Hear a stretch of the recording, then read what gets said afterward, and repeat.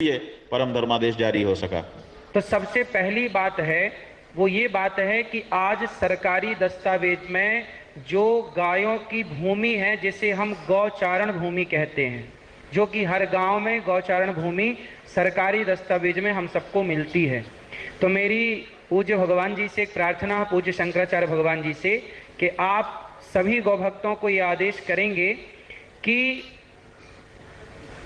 जितने भी गांव क्षेत्र में जहां जहां भी गौचारण भूमि पर किसानों ने, लोगों ने कब्जा कर रखा है, तो आप लोग गांव गांव जाएंगे, वहां के विधायक सांसद को कहेंगे, वहां के सरकारी कार्यकर्ताओं को कहें, आप लोग दबाव बनाएं कि भाई जो गौचारण भूमि को किसानों ने कब्जा कर रखी है वो छुड़वाएं, ताकि गाय सड़क पर ना बैठ करके अपनी गौचारण भूमि पर जाकर के बैठे। आज सबसे बड़ा ये है कि भूमियों पर कब्जा, और उस भूमि पर कब्जा जो गौ माता की भूमि है, और वो भूमि भी आज भी सरकारी दस्तावेज में निहित है, आज भी सरकारी दस्तावेज में है। पहला तो ये कार्य हम सबको करना चाहिए कि हमें जो लोगों ने हड़प ली है गौ माता की भूमि वो छूटे, पहला। दूसरा कार्य, आप सभी को पूज्य गुरुदेव भगवान के आदेश से तो आप चलेंगे, और बहुत उत्तम कोटि का कार्य आज मेरा बड़ा सौभाग्य था, मेरे भी ना जाने कौन सी पुण्योदय हो गए कि आज इस धर्म संसद में मुझे परम धर्म संसद में शामिल होने का परम अवसर मिला। पूज्य गुरुदेव भगवान के चरणों में बैठ करके दो बातें कहने का और दो बातें आपकी सुनने का मुझे परम लाभ मिला।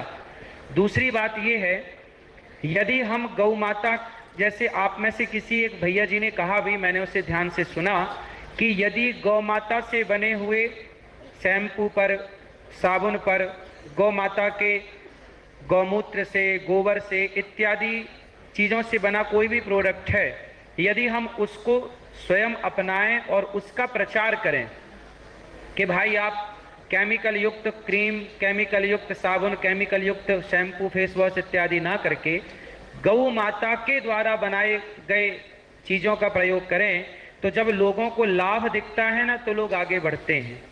तो सबसे पहले हमें समाज को ये समझाना आवश्यक होता है, हम समाज को ये समझा पाएं कि गोबर की कीमत क्या है।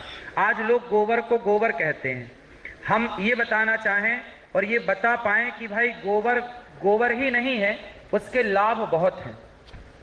और आप सब जानते हैं कि मैं गोबर पर जब बात करता हूं ना, तो बड़े बड़े न्यूज चैनल मुझे बुलाकर डिबेट पर बिठा देते हैं कि आप गोबर से जुड़ी ये बातें कर रहे हैं। और मैं आपको बताऊं,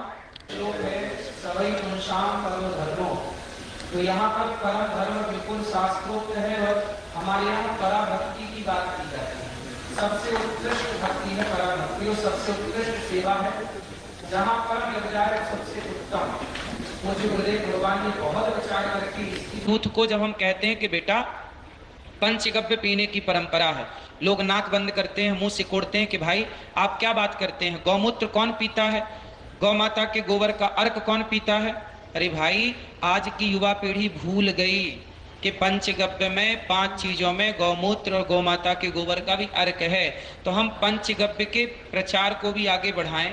हमारे यहाँ तो चाहे भगवान राम यज्ञ करें, चाहे भगवान कृष्ण यज्ञ करें, उस यज्ञ का अधिकारी ही तब होता है जब वो पंचगव्य का सेवन करें।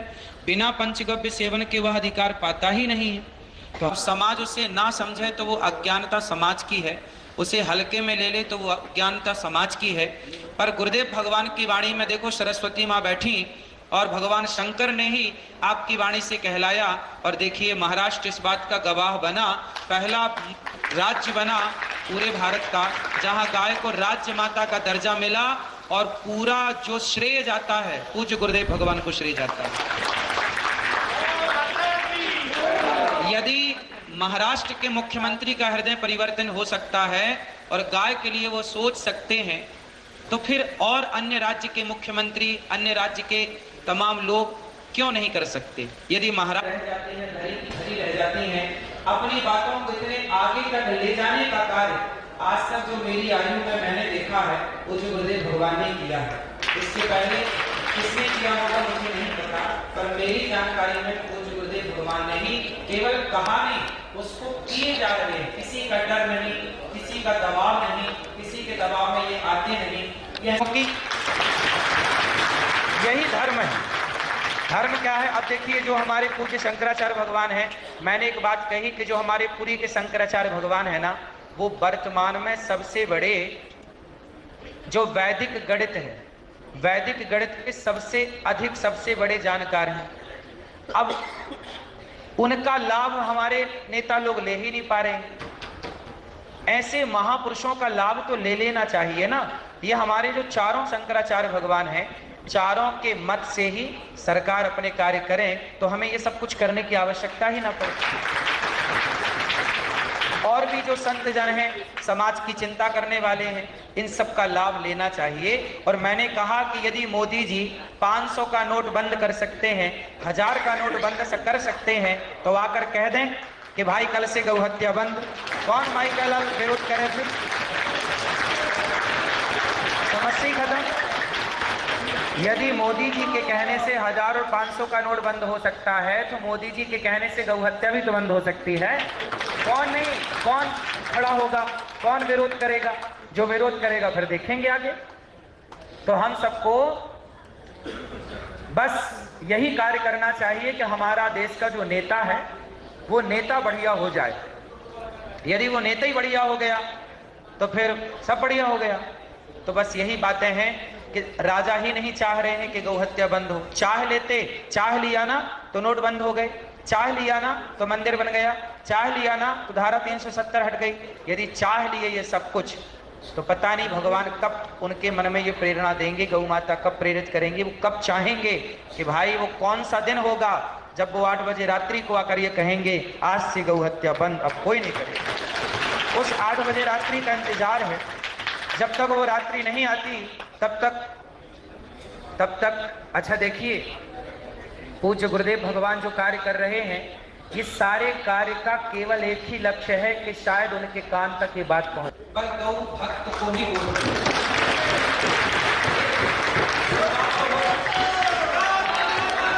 राधे राधे बोले ना।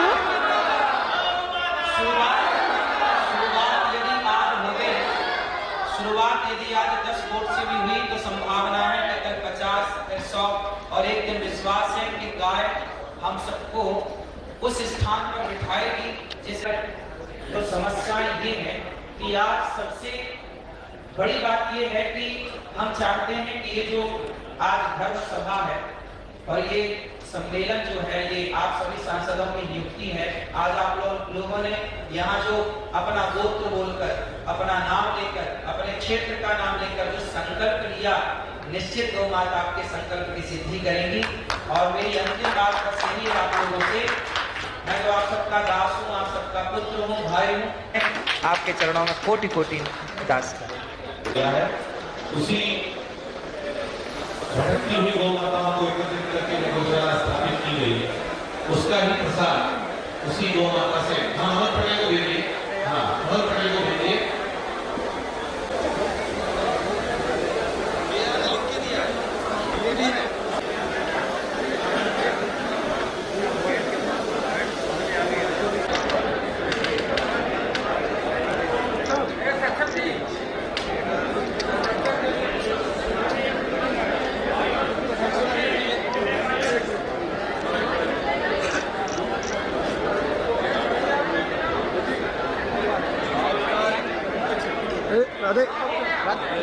भैया आप बीच में जा रहे हैं।